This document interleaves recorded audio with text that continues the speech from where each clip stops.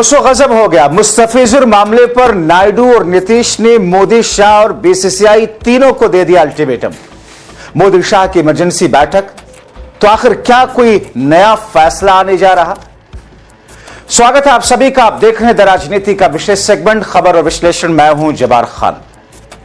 दोस्तों आखिर बीसीसीआई द्वारा मुस्तफिजुर रहमान को आईपीएल से निकाले जाने के 3 से 4 दिनों के बाद नीतीश और नायडू ने ऐसा अल्टीमेटम क्यों दिया?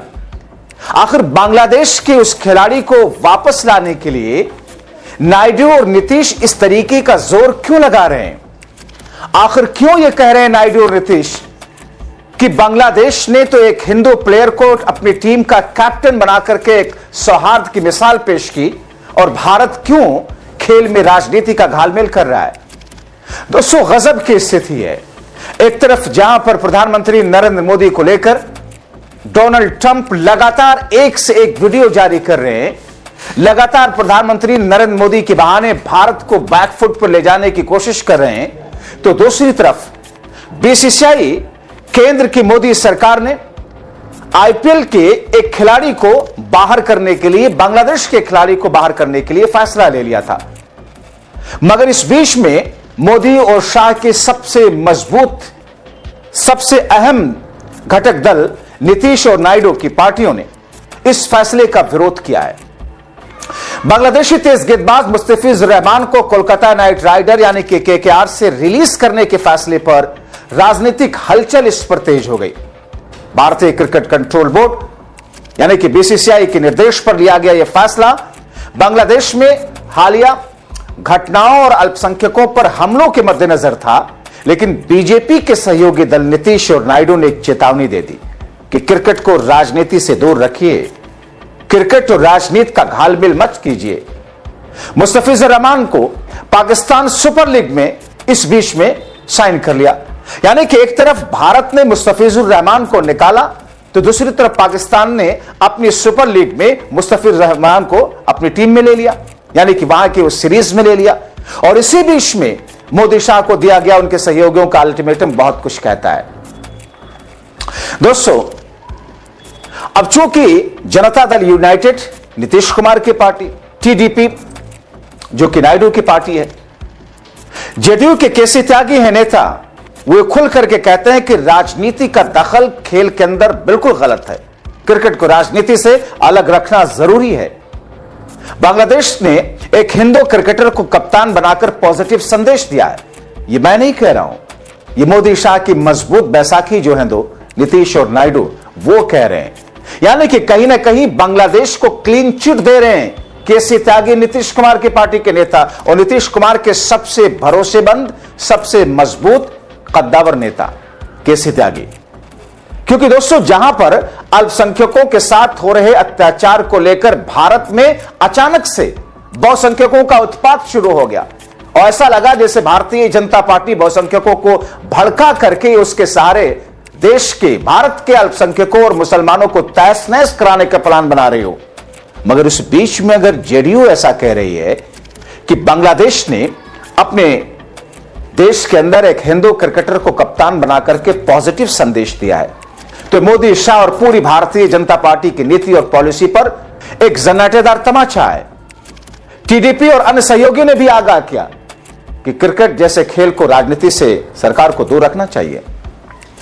विपक्षी दलों ने इसका कड़ी आलोचना की मोदी और शाह की सरकार की। कांग्रेस सांसद हैं शशि थरूर, वैसे तो इनको मोदी और शाह की गोद में बैठा हुआ माना जाता है। वो कहते हैं कि खेल का अनावश्यक राजनीतिकरण करार दिया इस पूरे फैसले को लेकर, और सवाल उठाया कि हम कैसे, किसे सजा दे रहे हैं, एक व्यक्ति को, एक देश को या उसके धर्म को। टीएमसी के सांसद हैं सौगत राय, वो कहते हैं कि बांग्लादेश की राजनीतिक स्थिति चाहे जो हो, इसे राजनीतिक स्तर पर सुलझाया जाना चाहिए और क्रिकेट को इसमें घसीटना नहीं चाहिए। बांग्लादेश की ओर से भी तीखी प्रतिक्रिया आई, वहां की सरकार और क्रिकेट बोर्ड ने इसे अपमानजनक बताया।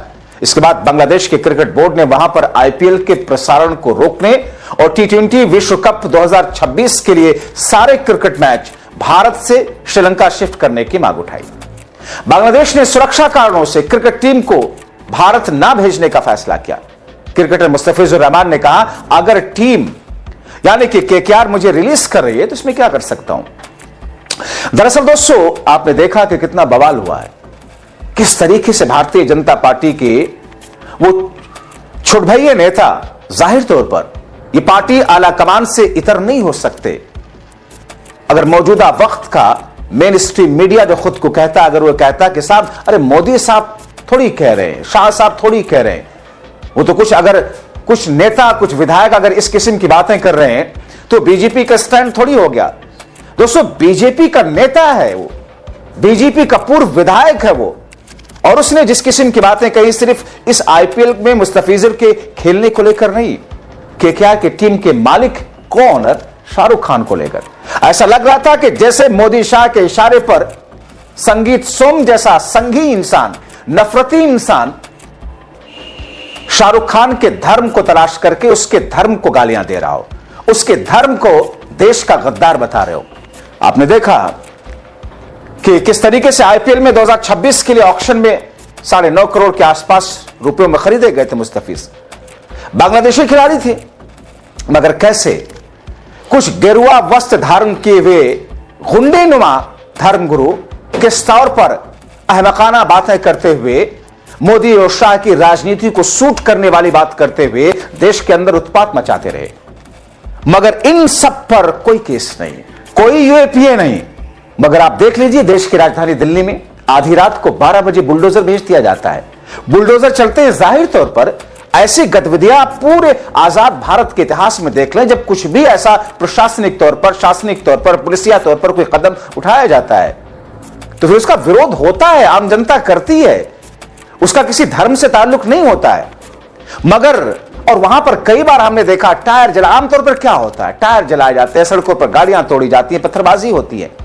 लेकिन इन चीजों को लेकर अगर एनएसए जाने लग जाए, इन चीजों को लेकर के यूएपीए लगाया जाने लग जाए, तो फिर दरअसल उन लोगों के ऊपर नहीं लगाया जाता है, उन लोगों के धर्म के कारण एक नैरेटिव सेट करने के लिए सब कुछ होता है। राजधानी दिल्ली में आधी रात को क्या हुआ, आप जाकर के देखिए वहां पर।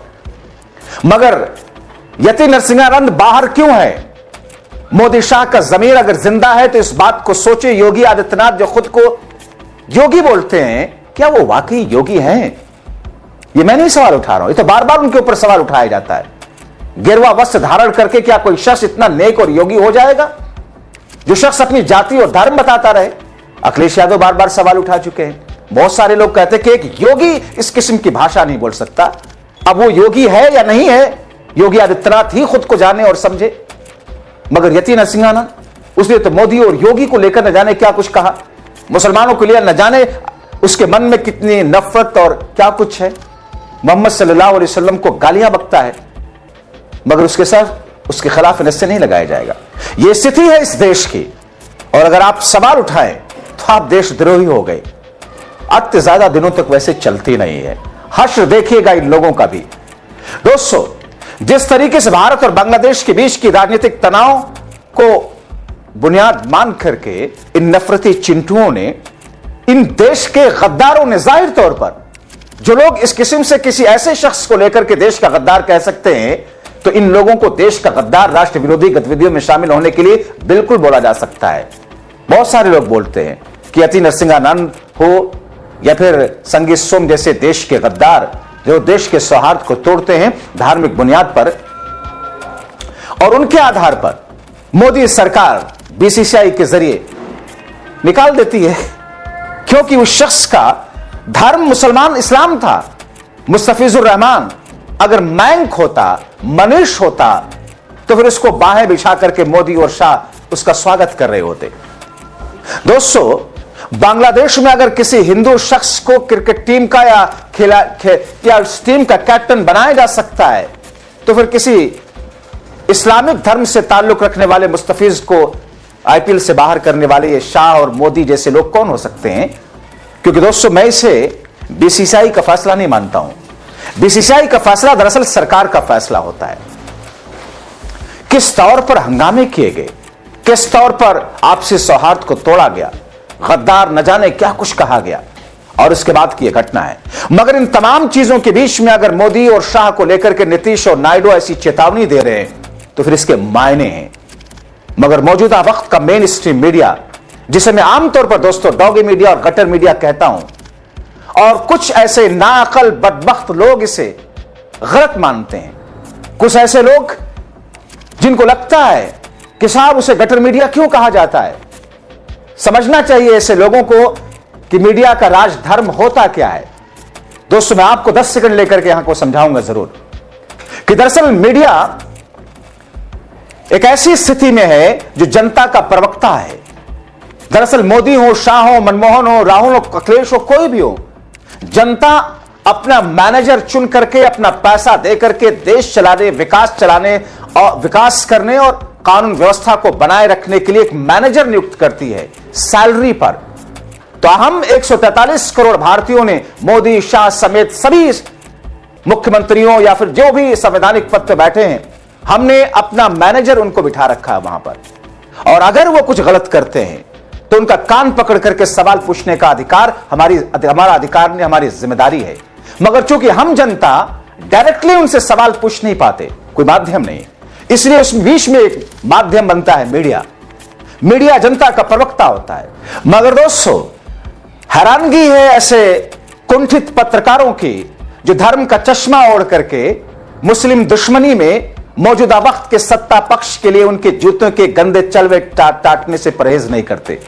और ऐसी स्थिति में जो काम होना चाहिए सवाल उठाने का, दोस्तों मोदी और शाह भी या फिर मौजूदा वक्त के कोई सत्ता पक्ष ये नहीं कहता कि इतनी ज्यादा पैरोकारी करो हमारी, मगर आपसी कंपटीशन में ये नफरती चिंटू जो कि बुद्धिजीवियों पत्रकारों के भेष में भी हैं, वो भी वही कर रहे हैं।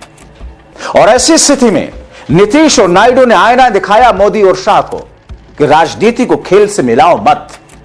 मगर खुद को मेन स्ट्रीम कहने वाला मीडिया जो कि दरअसल मीडिया है ही नहीं, वो तो सत्ता पक्ष की पीआर एजेंसी है, वो इस पर चर्चा नहीं करेगा। वो चर्चा किस बात पे करेगा आज?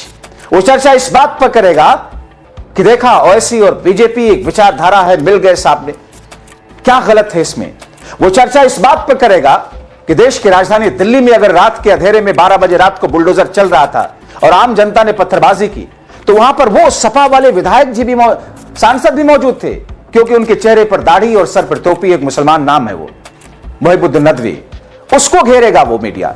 इसीलिए दोस्तों मैं इसे गटर मीडिया और डॉगी मीडिया बोलता हूं। और मुझे लगता है कि 143 करोड़ भारतीयों में से 100 करोड़ लोग कम से कम इस बात पर सहमत होंगे, क्योंकि इस देश का 82% बहुसंख्यक हिंदू समाज का लोग जिसमें से सिर्फ 33% नफरत के अंधकार में मौजूदा वक्त के सत्ता पक्ष की तरफ से जो भ्रम फैलाया गया है उसके जाल में है। काश वो भी थोड़ा पढ़ लिख लें, काश थोड़ा सा आप खुद को ब्रॉड माइंडेड करें, समझें मौजूदा वक्त की चाल को, सत्ता पक्ष के नफरती एजेंडे को, तो शायद वो भी गोबर गणेश की फहरिस्त से निकल करके आम सेकुलर हिंदुस्तानी बन सकते हैं, देशभक्त हिंदुस्तानी बने। तो ऐसी स्थिति में दोस्तों जो फैसला मुस्तफिजुर रहमान को निकालने का था वो बीसीसीआई का नहीं था, मोदी शाह की सरकार का था। मैंने आपको बताया था दोस्तों कि कैसे बीसीसीआई का भी जो फैसला था वो फैसला भी बीसीसीआई के कुछ अधिकारियों ने लिया था। उसकी जो बॉडी है उसमें उस बात को लेकर के चर्चा ही नहीं हुई थी। इस बात को लेकर के मैंने कल एक रिपोर्ट दिखाई थी आपको। तो दोस्तों ऐसी स्थिति में जब नीतीश और नायडू भी मोदी और शाह की सरकार को आईना दिखा रहे हैं, तो फिर आप अंधभक्तों भी कम से कम थोड़ा सा तो होश में आओ।